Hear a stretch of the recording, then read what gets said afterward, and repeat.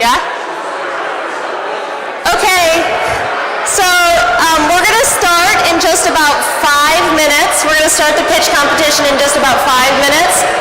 So if everybody could grab a beer, grab some food, and then grab a seat, that'd be fantastic. So 5 minutes.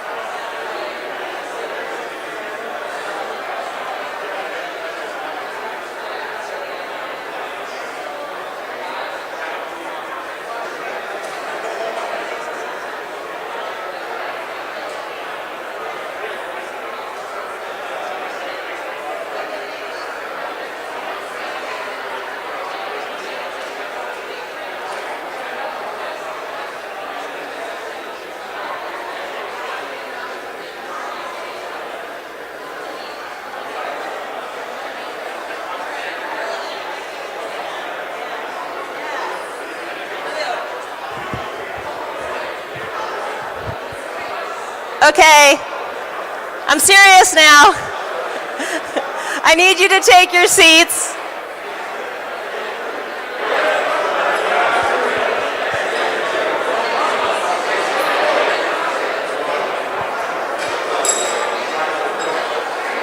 Thank you.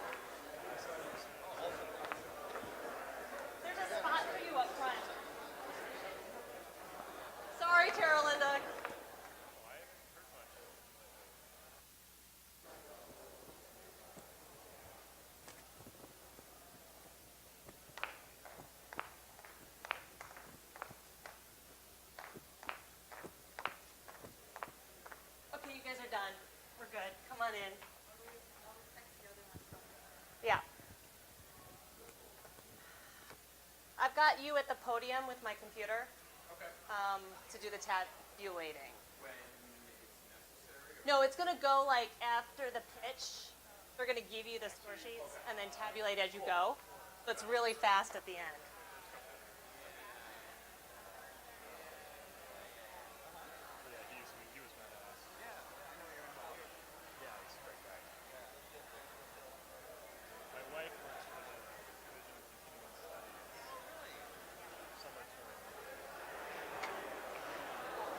Beautiful. Yeah. Oh, bummer.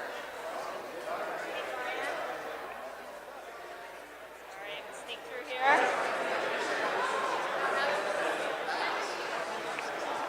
All right.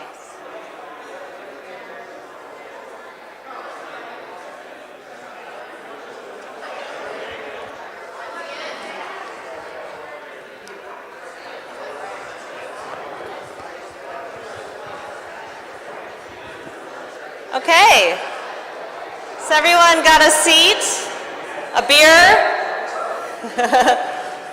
pretzels, snacks. It's Friday night. So first of all, I want to thank everyone for coming. This is the first Madison Challenge Cup qualifier that we have done. The Challenge Cup has gone on for several years.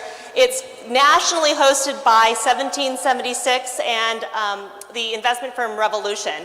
And we were one of the cities that was selected. Starting Block was one of the cities that was, 1776 and Revolution selected Madison and Starting Block to host one of 75 local qualifiers.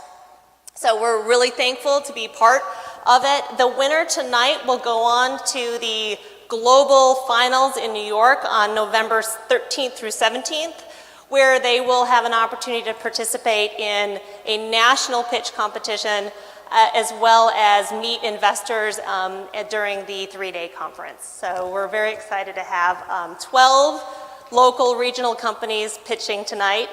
The format will be a 2-minute, no slide pitch with question and answers, questions from the judges. Judges, please keep them pithy. And then about a 1-minute answer. So 4 minutes total for the entire presentations. We have, like I said, we have 12 companies. They actually are not all from Madison. I think we have 8 from Madison, 2 from outside of Madison, and 1 from Illinois. 2 from Illinois? 2 from Illinois, sorry. So we're going to get started. I'll do a little introduction from our judges. We had a last-minute change-up on one of our judges. We knew it was going to be tight, so we had a backup. Our judge was supposed to be Joy Tang, the founder and CEO of Markable, but she's not here, right? Okay. She told me it was going to be tight. She was supposed to land at 5:30 on her airplane from New York. So she said, could we have a backup judge? So we have our backup judge, which is Laura Strong. She is a local entrepreneur, and she is also a board member of Starting Block Madison. So thank you, Laura, for stepping in. Our second judge is Dan Kennelly. He is the manager of the Office of Business Resources for the City of Madison. So Dan is in charge of working with Madison's entrepreneurial development initiatives. We really appreciate Dan and the City of Madison's support and help in getting the Starting Block project off the ground. So thank you very much for that. Our third judge is Andrew Richards. He's Chief of Staff for the Vice Chancellor of Research and Graduate Studies. And he's also currently been appointed the interim director of D2P, which is the Discovery to Product at the University of Wisconsin-Madison. So if you don't know Andy by face or name yet, Andy is really involved in strategic thinking about what the UW's entrepreneurial initiatives should be and are going forward. And then lastly, we have Louis Condon. Louis is the program director for Generator. Generator is our nationally ranked accelerator that invests in high-growth startups.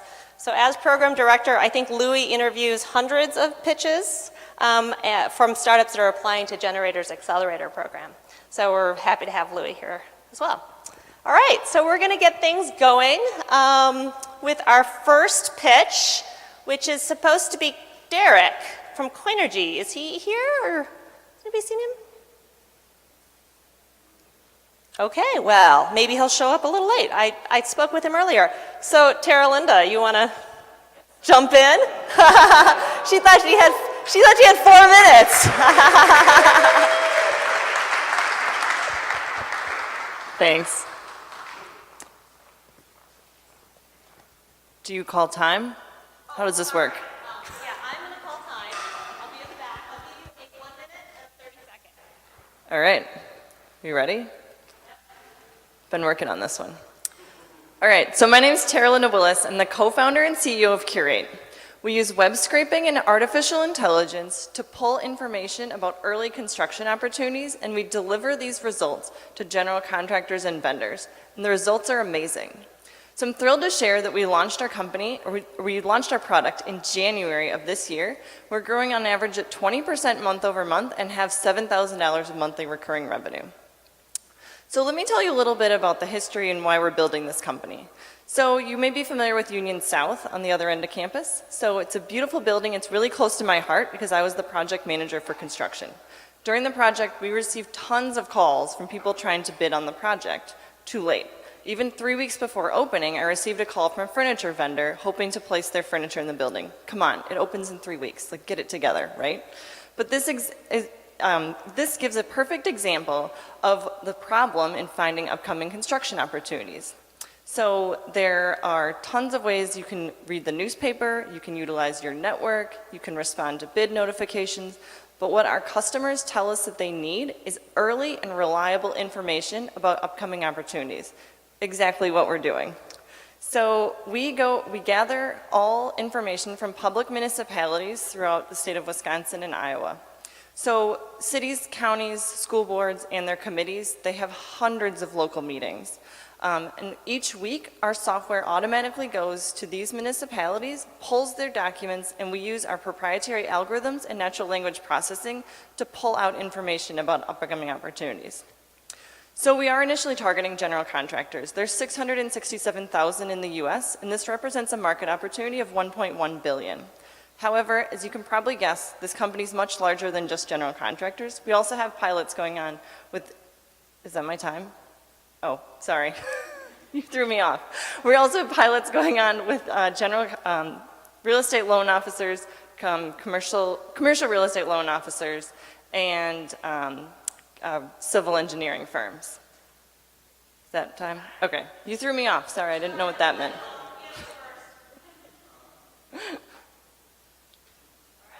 I guess I would love to take questions.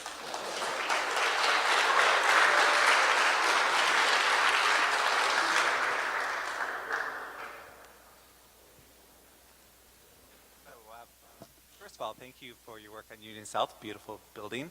Can you talk a little bit about, or do you have any proprietary software, or how do you keep others from coming into this market? Sure. So we're building this company right now for two different reasons. One is that never before have citizens had an expectation that the information from their local municipalities is going to be posted online and not on a bulletin board. And the other is the technology has never been in a more perfect place. So we're using a lot of different pieces of software to pull, or a lot of different things pulled together to do what we're doing. The other piece that's obviously pretty apparent is that our proprietary algorithms, Dale Willis is the other co-founder of the company, and he left his PhD program in UW-Madison to focus on Curate. So it's his technology that's really powering behind it. So that's our secret sauce. Can you talk a little bit about the market opportunity as it relates to the more local regional, which seems to be where you're focused today? I'm not sure I understand what you're asking. You talked about a $1.1 billion market opportunity, and I got the sense that was for the United States in general. Can you talk about the regional local, which is where you're focused with Wisconsin and I think Indiana or Iowa right now? Sure. So we are working exclusively in Wisconsin and Iowa, and then we're expanding to Illinois and Minnesota by the end of the year. I don't have that number calculated of exactly what that market opportunity, because we're pretty quickly going to take this nationwide.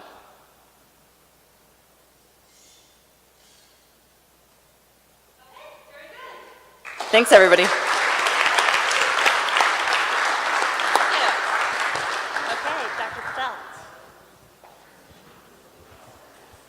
Hello everyone, I'm Jignesh Patel. I'm the founder CEO of DataChat. I'm also a professor at the University of Wisconsin, and DataChat has just spun out from the university. We are targeting the problem that enterprises are drowning in data, but require an army of programmers to extract insights from data. There are two problems with that. One is that's expensive from a time and resource perspective, and there simply aren't enough qualified data scientists to go around. We address this problem by building chatbots that we train and deploy, targeting specific metrics for the enterprise that we work with. We then allow the decision makers in the enterprise to ask questions of the data, and our AI bots go and assemble machine learning and AI algorithms in the background, putting together the results in beautiful charts and pictures that are then delivered to decision makers. So decision makers can now get insights from the data instantaneously at any time by simply talking to that. You're addressing a market that is $14 billion in size with a 12% annual growth rate, and we are focused on entering the local market first, followed by US and international. We have patented technology that we have exclusive license to from the university. There are 6 of us in the company right now that were also, many of us were also the inventors of that technology. Our product is available both for deployments in public and private clouds. And we are getting ready for beta testing. We have already tested in a couple of settings in the university, including scientists using it to analyze brain images for signs of Alzheimer's. In a summary, data chat is the democratization of AI to extract intelligence from data. It allows decision makers to extract that insight without writing a single line of code. We welcome you to come talk to us and talk to our bots. Thank you.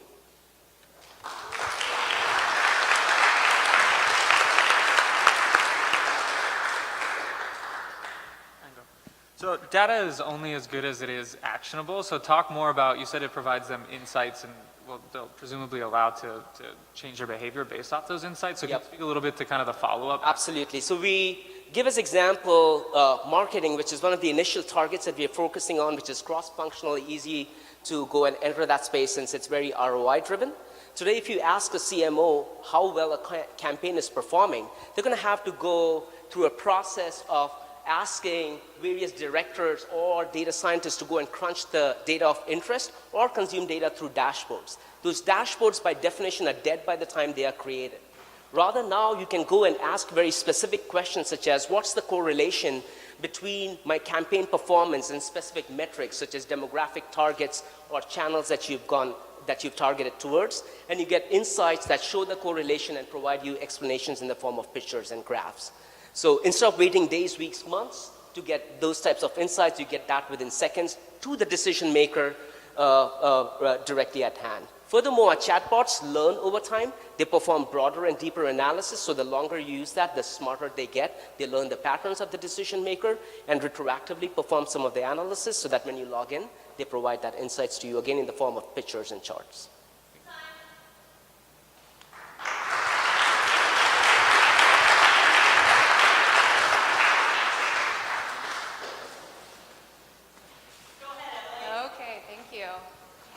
Hi, I'm Emily Purdom. I'm the co-founder of .com Therapy.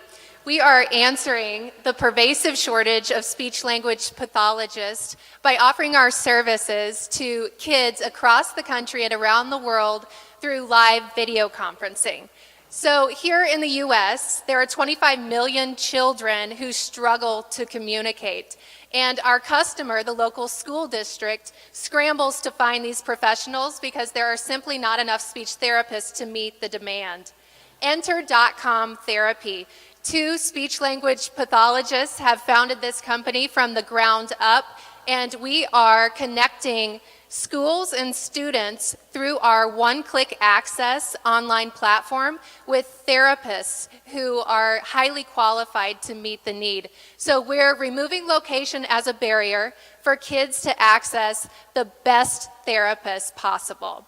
So to do this, we value our therapists. They are a commodity. So we have created a unique employment structure where we offer full benefits to our employees, unlike our competitor. Our total addressable market, if we can capture 5% of it, we're at about $85 million per year.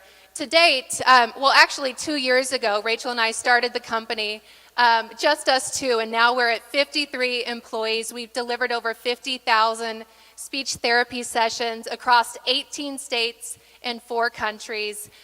We're really excited about the potential. We love being in Madison, and our mission is making therapy available to everyone, everywhere. Thank you.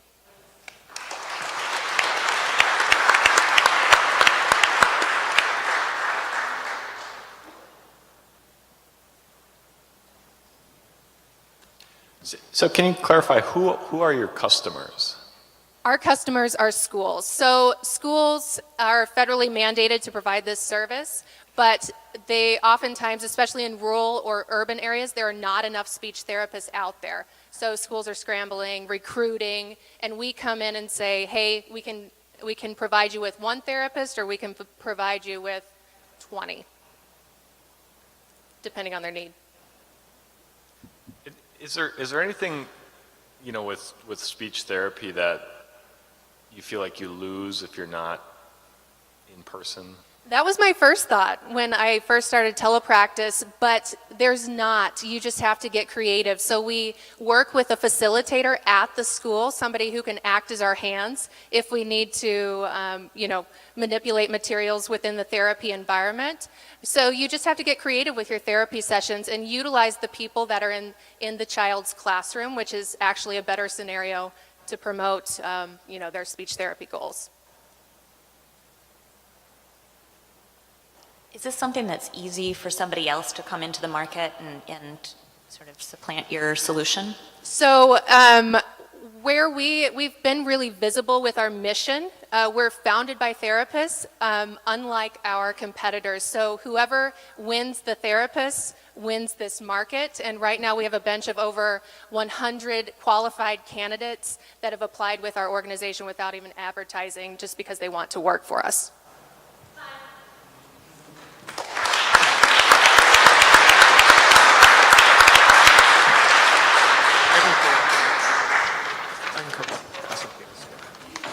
All right, so this is a cookie. If I was to ask this crowd, how many of you would eat this cookie? Surprisingly, I'd get 2 very different answers. Some of you would say, yeah, I totally eat this cookie. But a lot of you would say, no way. I can't see the rest of that cookie. I have no idea what's underneath your hand. Well, this cookie represents you and our financial system. The part of the cookie that you can see represents payments that you make that are visible to others via your credit score. But that's only credit card payments and bank debt. The part of the cookie underneath my hand represents all of the other payments you make that are unnoticed, unrecorded, and are completely invisible to others, such as rent, parking, childcare, health insurance, gym memberships, and the list goes on. Well, failure to record these payments puts over 54 million college students and young professionals in a very unfair financial position when they're being judged at certain times of their life, such as applying for an apartment, maybe a job, or what interest you're going to pay in a car or a home loan. In fact, failure to record these payments will cost you on average over $70,000 on your first home loan. $70,000. Well, Drop changes all this by automatically tracking and recording the timeliness of each of these payments against an agreement in our app. That information is then placed into a credit-like report that's easily shared with others. So the next time you're being financially judged, you can show your full picture. Right now, so you can show your full picture. Drop is an amazing app that you can pay all of your bills in one location without credit card processing fees or any high inconvenience fees. In fact, it's only $2. Right now, we're finishing up our final phases of testing, and we'll be handing off our app to our private user group here on September 1st. But if you'd like to have first come, first serve access to our beta release early this fall, you can get on our wait list at our website of over 100 growing people right now at www.drop.co. And I'll leave you with one question. Would you eat this cookie?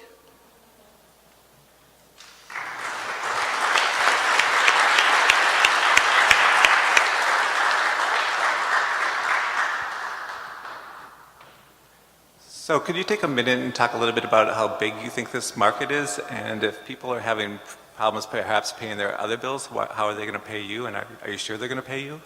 Yeah, so the amazing thing is you don't have to do anything different with our app. You just have to pay the bills you already are.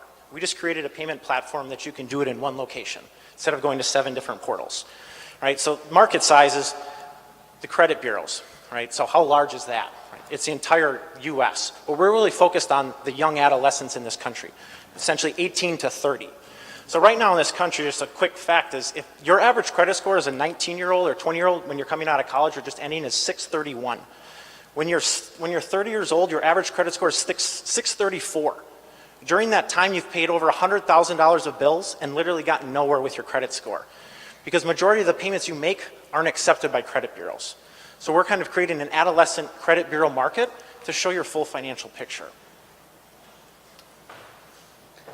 How do you get buy-in from those bureaus, and how do you build credibility such that they accept your data when they otherwise aren't? Yeah, so credit bureaus don't accept this data, period. We can send them what's called our alternative trade lines, which we started what's called data furnisher agreements with them. But what we do is we created essentially an alternative credit report. One of the biggest challenges in this country is in lending institutions, they're looking for really financially smart people. Most people are, but they don't have a way to prove it. So that's what we're creating is essentially an additional report that somebody can showcase to a lending institution as well as their credit score to really give them a leg up and open up financial opportunities for them. Is your only revenue stream the $2, and is that $2 per month, per year? What is the? Yep, so that's a $2 per payment fee. So that way it's up to you however many payments you want to pay on our platform. Right now that's enough to keep the lights on and give my team beer and pizza money. We're a payment platform, so our score data is what's valuable long term. We'll start plugging in other institutions, lending institutions, and working with others where we'll start getting payments for that data. That's really the long-term revenue play.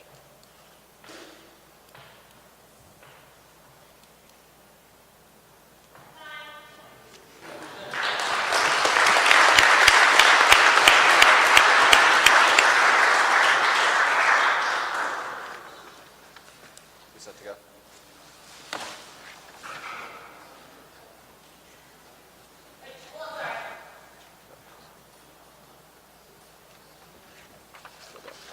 Hello, I'm Kyle with Moonshot Learning. In May, I went back to my high school for 2 weeks and worked with many teachers solving one of the biggest challenges we have in education. As technologies, AI, machine learning, 3D printing, and so many others are growing so powerful and so pervasive, well, we have to get this right. So we're creating high school curriculum, lesson plans at the intersection of real-world developments in these technologies, society, and high school subjects. So for a quick example, a lesson plan we have for law classes is we ask students, what do you think of a machine learning algorithm that sentenced a Wisconsin man to prison? So that's one of the 5 case studies that we're piloting in Wisconsin high schools this fall. We're speaking in one of the largest teacher conferences in the state in October.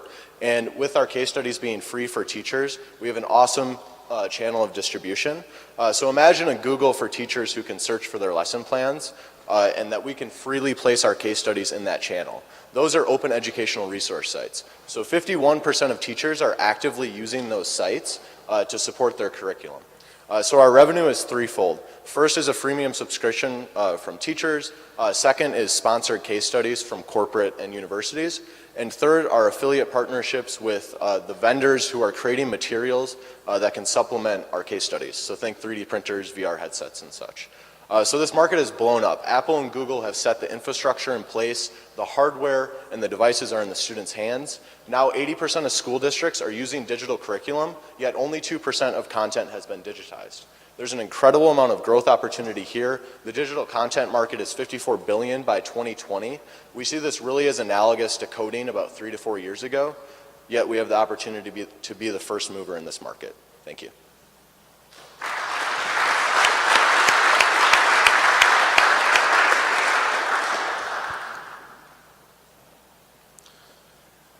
Sorry, so is the teacher paying for it or is the school paying for it? Yeah, so the users are the teachers, and then the revenue models I mentioned was sponsored. So that would be corporate and universities coming in and sponsoring content with us. The other one were affiliate relationships with a lot of the vendors who are creating the materials that we can supplement the case studies with. So biology kits for biology classes, obviously. VR headsets, 3D printers, we can revenue share in that relationship. And we're also doing the teacher subscription. We're trying to do discovery. A lot of these technologies seem really intimidating, so we're looking into professional development courses for teachers from a district-wide or directly through to teachers, so we're discovering both options.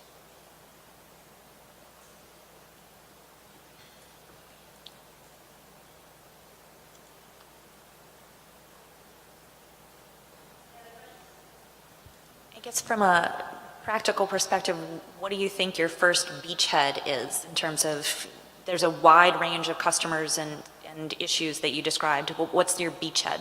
Yeah, so our focus initially for the teacher conference that we're in October, it's business, IT, and marketing. So from a content perspective, we're really tailoring our first case studies into that. So that's a representation of a large proportion of Wisconsin schools. We're working with Department of Public Instruction here from an endorsement from that level, but we're tailoring to that specific content piece because we have 150 to 175 educators at that conference. Thank you, guys.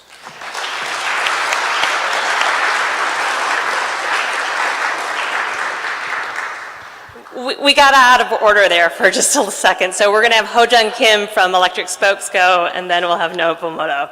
So. Great, thanks guys. This is a cell phone. And in the United States, I can charge it anywhere. But in rural India, I can only charge it at a diesel generator 10 miles away.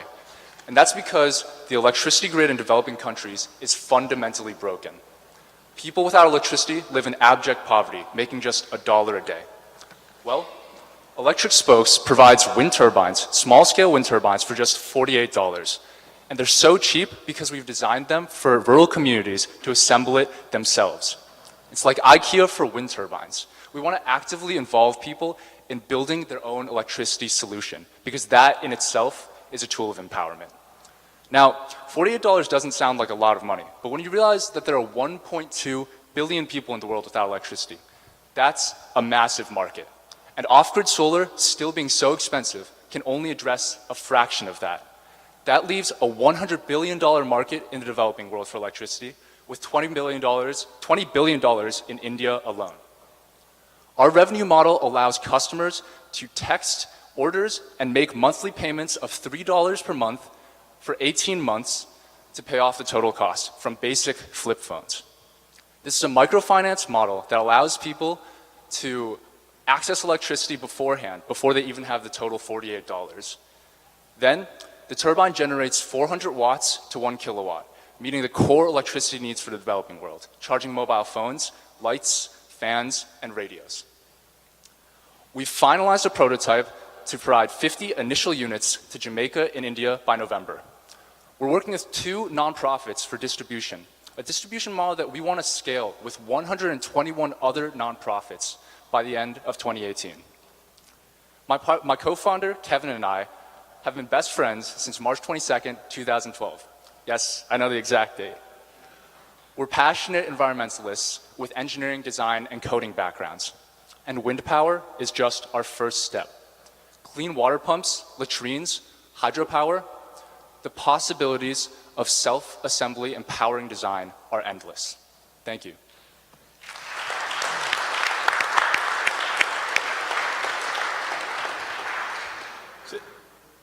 So is your technology the turbine systems themselves, or the payment platform, or both?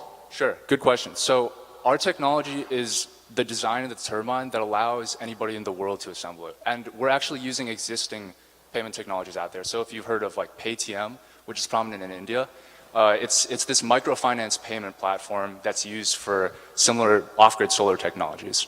But we'd be envisioning people paying $3 a month rather than like $20 or $50 a month. And that is a big difference. And would the turbine, so would somebody have one of these $48 turbines at their house, basically? Right, so they'd own it, they'd fully own it. And then along with so the turbine costs $40, and then the battery costs $8. And so they'd have a turbine and a rechargeable battery. So even though the wind resource is not always available, having that battery stabilizes that power source. Could you talk a little bit more about your distribution model and what happens if they stop making payments? Sorry, could you talk a little bit more about the distribution model and how you're going to get these turbines to those various places, and what happens should people stop making payments? Definitely. That's definitely a salient concern. So what we're doing is we're ensuring through these nonprofits, we've selected, and even though there are 123 of them, we've selected very high quality nonprofits that can ensure within their local networks that people do make payments, either through local payment collectors or ensuring that people get on their basic mobile phones and then each month pay through this. And then actually that synchronizes with a web platform that we've developed, but that's a story for another time. Thank you.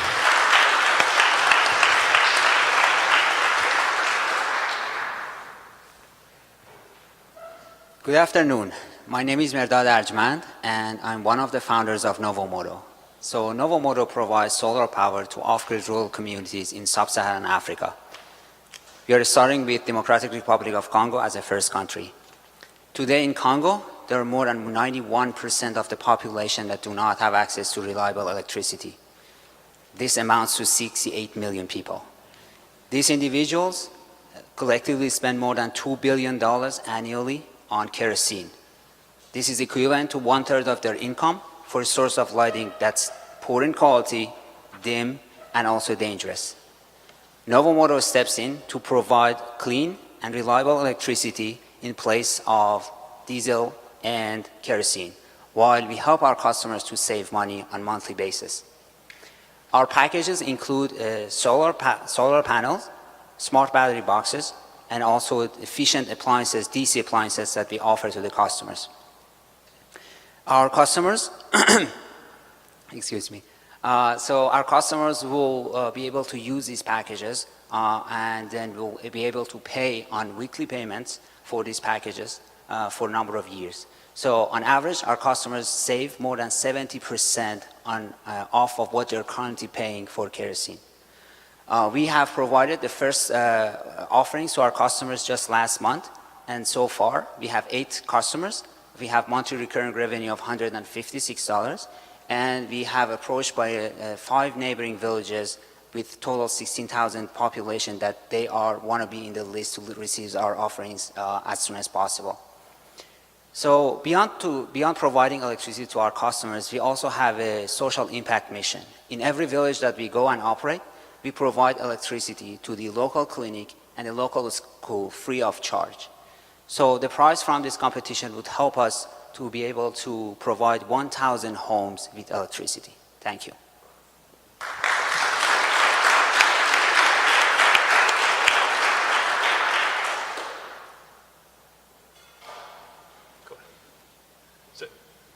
I guess obviously somewhat similar to the previous presentation. So are you, it sounds like you're selling a package of the solar panel, the battery box, and maybe appliances that go with it. And then are the customers buying that packet of equipment, or are they paying for power? So the customers buy the whole package. So customers pays $1.50 per week for 5 years, and after that they own the system. Okay. Can you tell us what stage you're at? It sounds like you already have equipment that you're selling. But you're waiting to get other cities online. Can you shed a little light on that? Sure. So yes, as I mentioned, the first group of customers received their systems just last month. So we are working with a manufacturing firm out of Germany who are our suppliers. So right now we have the demand from the customer, we have the manufacturing, we have the local team that can sort of handle the distribution and the supply chain. We are raising funding to be able to serve the customers.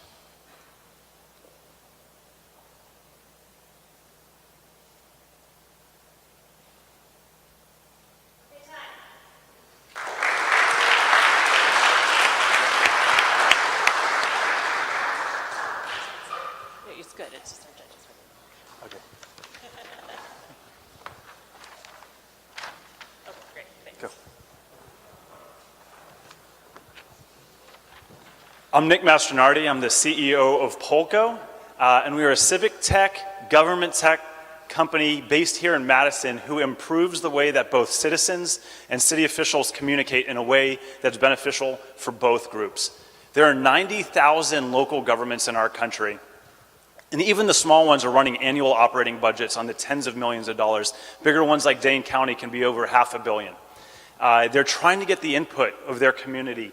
They know how the vocal few squeaky wheels feel on the issues, but they're using limited technologies to reach out to get broader input to balance that. They're using flyers, poorly attended town halls, online surveys without any sort of verification, or slow, expensive polls.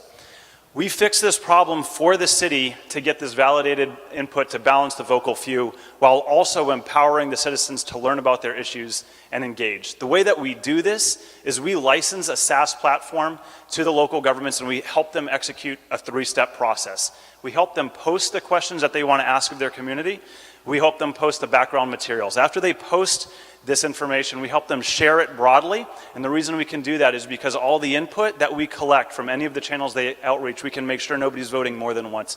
We cross-reference all the input against the voter registration database. We never share individuals' level details, but just the aggregated de-identified results, broken down by age group, by gender, by district. This is an amazing platform, and we're really excited it's starting to grow across the country. At the end of Q2, we had doubled to 26 cities, and just this quarter has added another 21 cities across the country in 5 states. It's a big opportunity. This is helpful for candidates to get an informed participation on what their platform should be, and even digital town halls with verification are possible. We're excited about this. We know this is important. My co-founder and I met while we were officer faculty at the Air Force Academy. We left. I led data science operations at Amazon. He was at Google. But we decided it's important for us to work at the intersection of the public sector with technology. We're excited not just about the possible positive implications this can have for our country, but also the market opportunity is amazing. Thank you so much for listening to this and helping us grow being based here in Madison.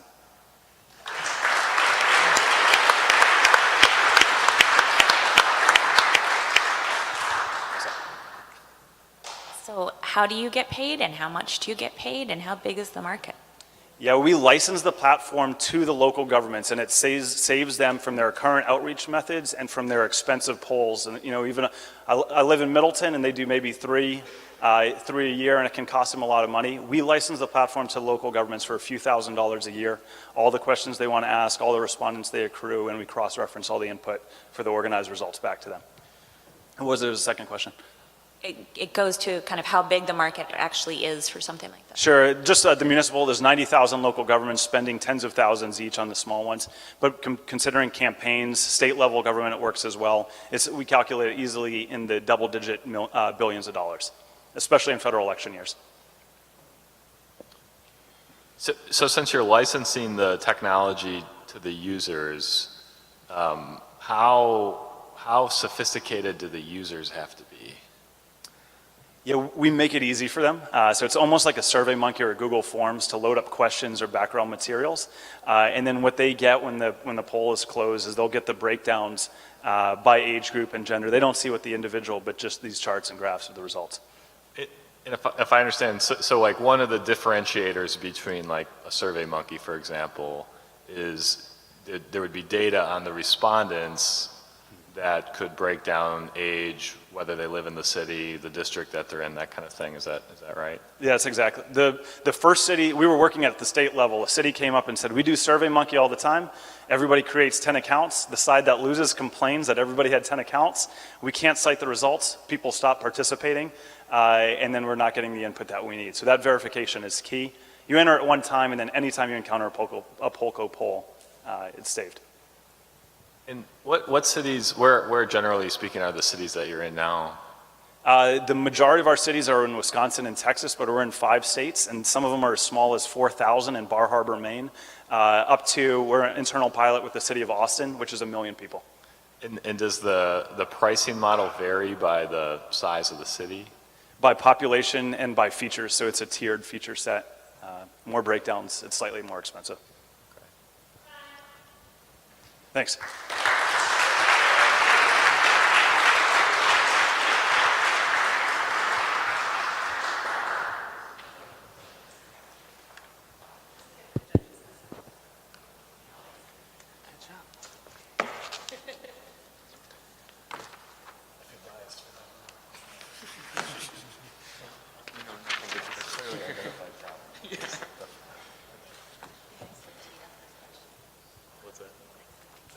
Great, I'm going to ask for some audience participation. So first one to do that, raise your hand please and be honest if you've ever lived in a paycheck to paycheck state.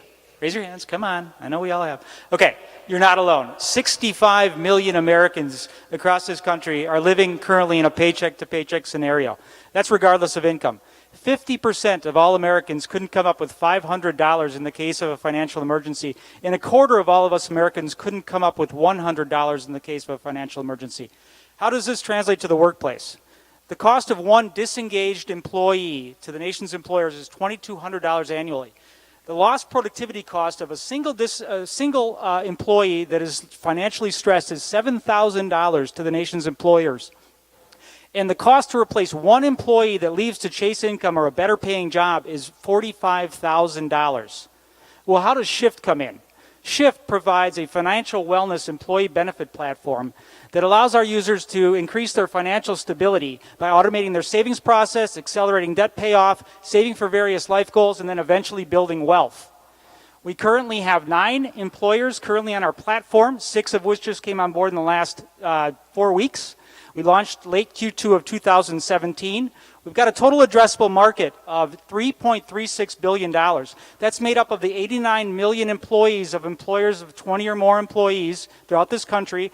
And our revenue model is business-to-business SaaS model. We charge the employer $3 per employee per month, and we take a 25 basis points fee on the interest of the assets under management. Our initial beachhead focus is the Chicagoland and Milwaukee market, where there's 5.4 million addressable customers. And that addressable market in this beachhead is $26 million. Got a cross-functional team that's very impressive, complementary skill sets, very proud of the team we've assembled. We've got a big vision, a laser-focused strategy. Now we're just looking for some money to strap a rocket engine on this and make change happen for our employee users. Thank you.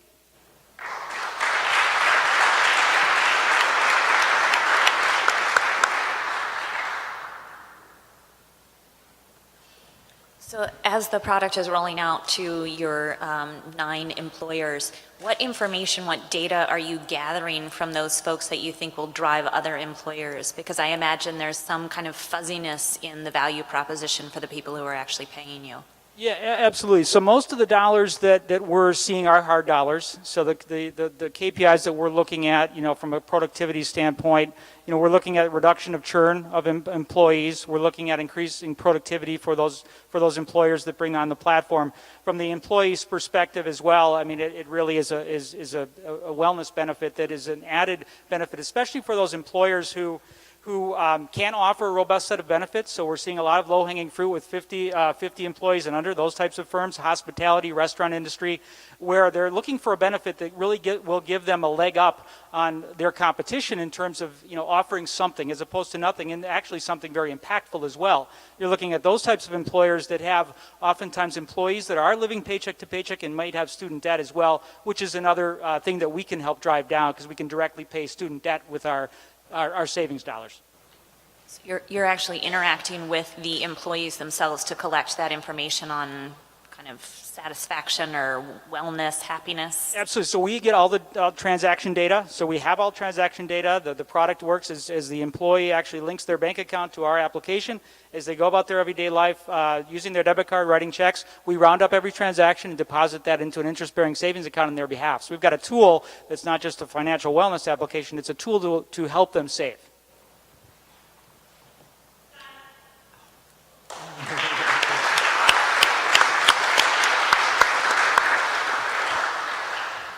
All right, Army veterans aren't quite as put together as Air Force veterans, so I may need about 2 more seconds. You heard me. Just a second, so let the judges tally. Do you know any jokes? I do know.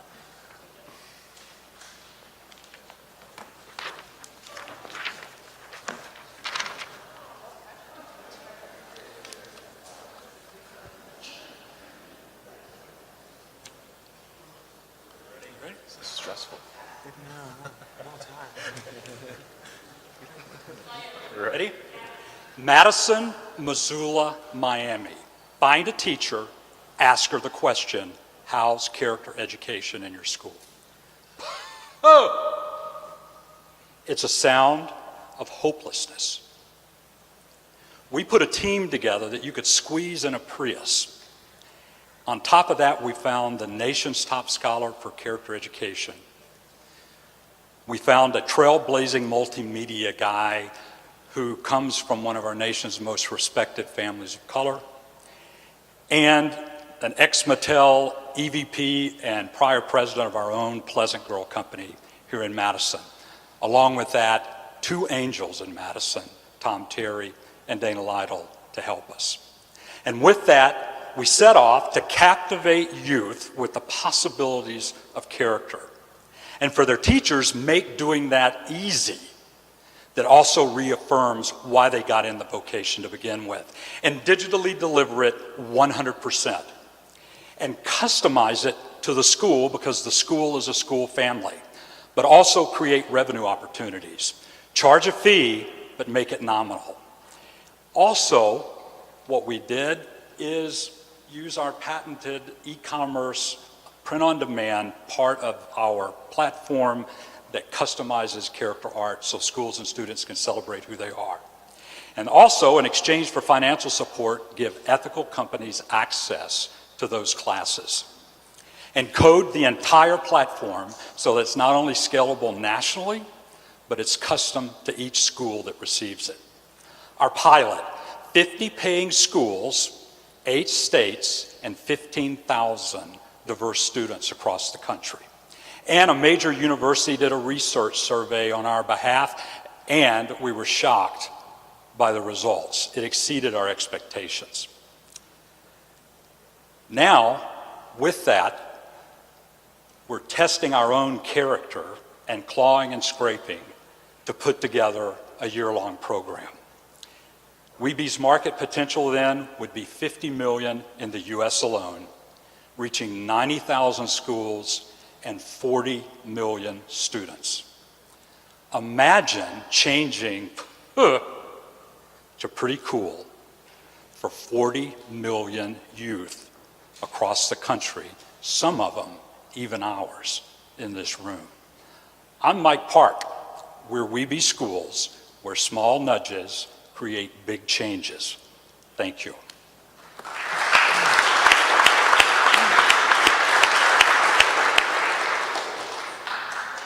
I'll entertain easier questions than harder ones, so go ahead. So you mentioned that you're charging a nominal fee. Could you talk a little bit more about your revenue model and how that's going to work? Obviously, there's lots of students, but all schools are hard pressed for money as well. Which is why we came up with kind of 3 revenue streams. You're right, schools are under tremendous pressure. So schools spend on average $10,000 for programs like this at the low end. We wanted to charge $500. That's what we tested in the schools that we did. We wanted to make it about the amount an average teacher in America can write off their tax return for being a teacher for classroom supplies. Because anybody that's been a teacher around teachers, a lot of teachers will buy programs themselves for the school. So for us, $500, when you have the scalability for 90,000 schools, US alone, then it makes our ability to do it for $500 a school pretty easy, on top of customizing it for that school. Their colors, their name, their logos, and the art that they use is all specifically theirs. Did that answer it? Come close? Thank you. How much does a teacher typically spend out of his or her own pocket a year on such programs? Average teacher, their own pocket. I've got a daughter who starts next year as a teacher. $300 is the average a teacher will spend. That's every teacher in a class will spend on average $300 of their own money. And that was 2 years ago. So with the slashes to budgets, I can imagine it's a lot more than that, just for their own classroom. So can you talk about the acquisition a little bit? If they're basically paying last year they spent 300 and now you're asking them to pay 500. So principals, what we wanted to do, every principal in a school has a little bit of money that they use for things that are important. And so we wanted to make the amount within the $3,000 to $4,000 an average principal has, along with the PTA, to do things like this, because this isn't, okay, thank you.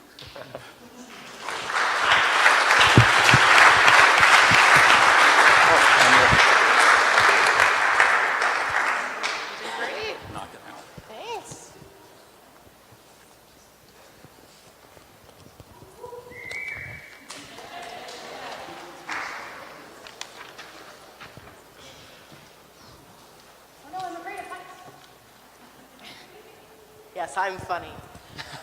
Ready? So I'm a busy mom. I work a full-time job. I am a female entrepreneur, and I have a toddler who is super into everything, and the other night was banging on the door while I was spending 3 minutes to myself. I am also a voter, and I am a really concerned citizen. Someday I want to run for office, and I need to know what's going on in my community, in my state, and federally. So One My Vote solves that problem. It's a simple app platform, it's super easy to use, and it gives me the top 3 issues on every single candidate that I need to know anything about, starting at my county supervisor and going all the way up to the President of the United States. All I have to do is click through. I can look at the exact issues I'm interested in and add it to a sample ballot. That sample ballot I can then take into the ballot box with me so I know exactly who to vote for and don't have to pick people based on the little letter in parentheses next to their name. Have I done that? You bet.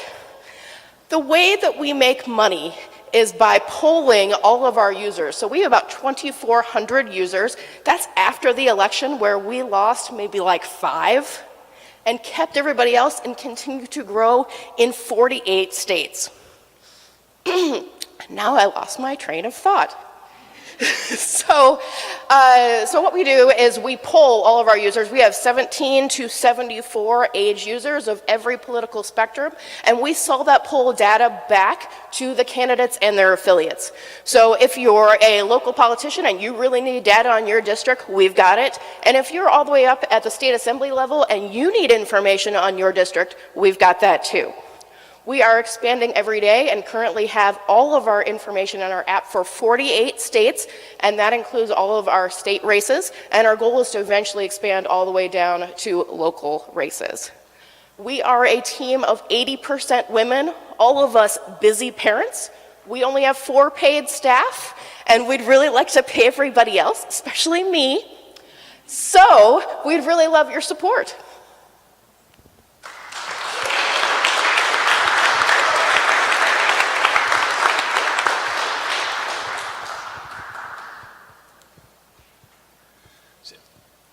So if you're the user, can you just kind of quickly describe, where do you start? You log in, you provide... So I don't even have to log in. All I have to do is enter my zip code. Okay. As soon as I pull up my zip code, it gives me a list of my federal, my state, my local races, and then I can go and select each one and then choose which candidate interests me the most. So I'll be able to see their photograph, their website, which I can then open in the app and browse through, as well as the top 3 issues that candidate has identified as most important to them. So I can then select them, and then it puts them into my sample ballot. And how are the top 3 issues identified? We pull them straight out of their website, so it's what that candidate identifies. If that candidate thinks that jobs is the most important thing to them, then that's what we put in there. So we're not inferring anything. Sure. I imagine a significant portion of those 2,400 users are already individuals like you who care about this and read it by themselves. If that's not correct, correct me. But to reach scalability, you're going to have to engage the people who aren't otherwise engaged. So how do you do that? So our goal is actually to reach out to people who are not engaged. We initially thought the market would be people who are already engaged and already interested in knowing what's happening. What we found is we're actually attracting people who know nothing about voting and are literally people who select someone because their name looks cool or because they're affiliated with the letter that's next to their name at the end of the ballot. Due to our polling and what we've discovered is that these are people who care about issues and don't know what candidate represents that issue. So kind of following up on the issues thing. So, oftentimes the things that will be a candidate's top 3 issues are kind of standard. Let's say I care about, pick an issue, water quality. Is there any, could there be a way for me to say, okay, show me the candidates that are going to be on my ballot and how they stack up in terms of like water quality? So that's something we're actually working on. Is that our next step in updating our platform is to be able to pull out what that candidate actually thinks about that issue, and actually we'll be able to pull out the issues that matter to you and how those candidates stack up, as opposed to the reverse, which is what it currently is. Got it.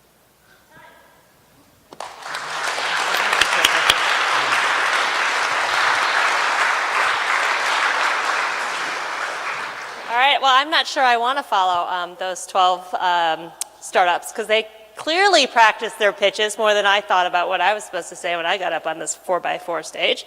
But first of all, I want to say thank you to everybody that came to the first Challenge Cup Madison. We have a sort of a special presentation next. So we heard the 12 companies from Challenge Cup Madison, but we had a company that was the winner of Challenge Cup Chicago, who came all the way up from Chicago to show us what a winning pitch is for the Challenge Cup Chicago. So I'm very happy to present Sidekick. Sarah?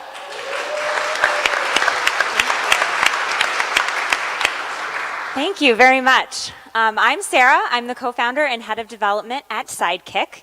And I'm sure all of you can remember a time sitting in a high school classroom where you thought, when am I ever going to use this?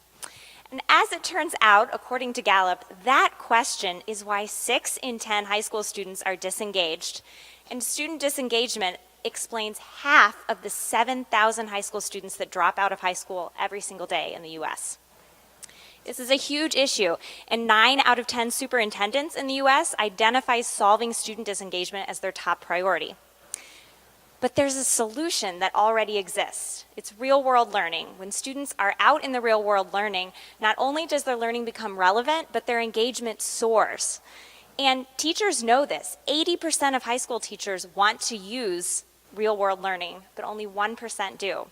Because planning and adapting real-world curriculum is 5 times as difficult as traditional learning. And that's where Sidekick comes in. So Sidekick is developing a digital, just lost my train of thought, I apologize. It's a digital platform that allows teachers to turn real-world projects into project-based curriculum that looks and feels like what they're already using. It's fully flexible, so as the real world changes, so does their curriculum, and teachers are never caught unprepared. Additionally, we're using machine ontology learning to power our projects, so the more customers we get, the smarter our models are, and the lower our costs. Again, I'm Sarah from Sidekick, and if you'd like to learn more about how we're answering the question, when am I ever going to use this, talk to me after. Thank you.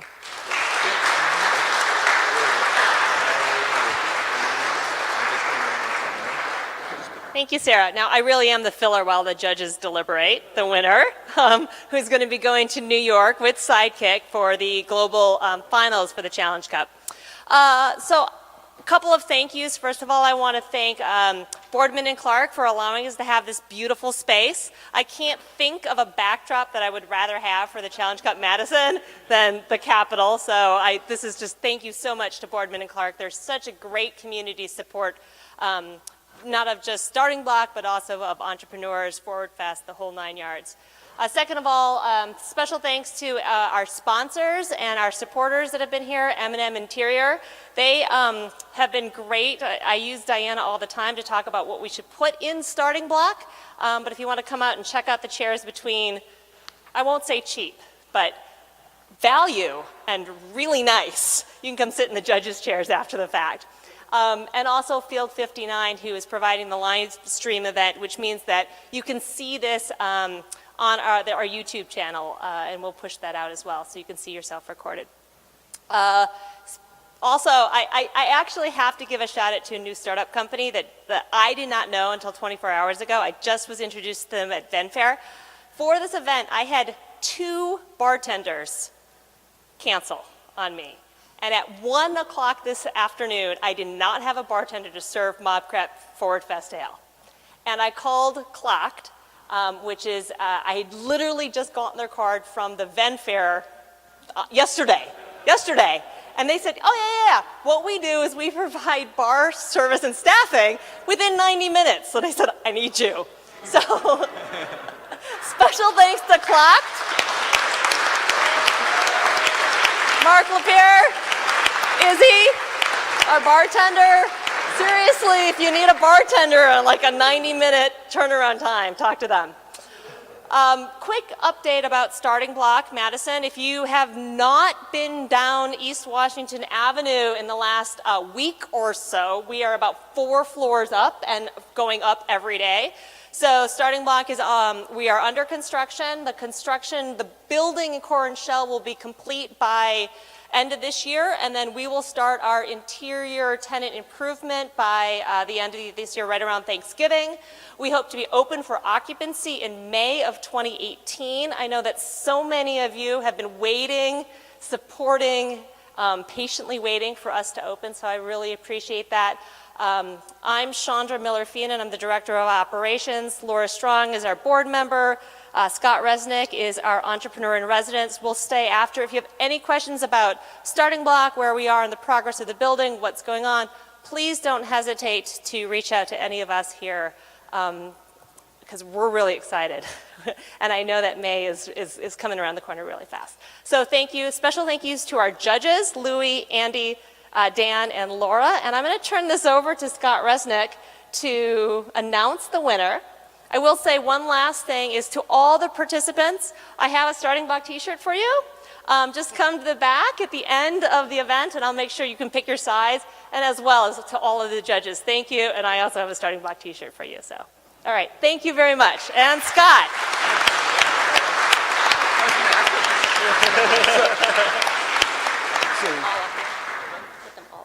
Can we actually have all of the companies who presented to just stand up in front of you? Because it is so difficult to be able to have a 2-minute pitch, no notes, no slides, and to do that on the fly. It is a challenge just in itself. So thank you so much for participating in our first annual Challenge Cup. The Challenge Cup competition right now is being held in 75 cities across the country. It's not only Chicago, Austin, Paris, Dubai. Each company in each city is having various representations in these types of competitions, essentially for everybody to be able to present in Washington, D.C. later this year. I also want to thank the folks at Boardman and Clark. And by the way, I would put our view up to any other city and just say we have it spectacular here in Madison. So thank you again for the companies that were able to pitch.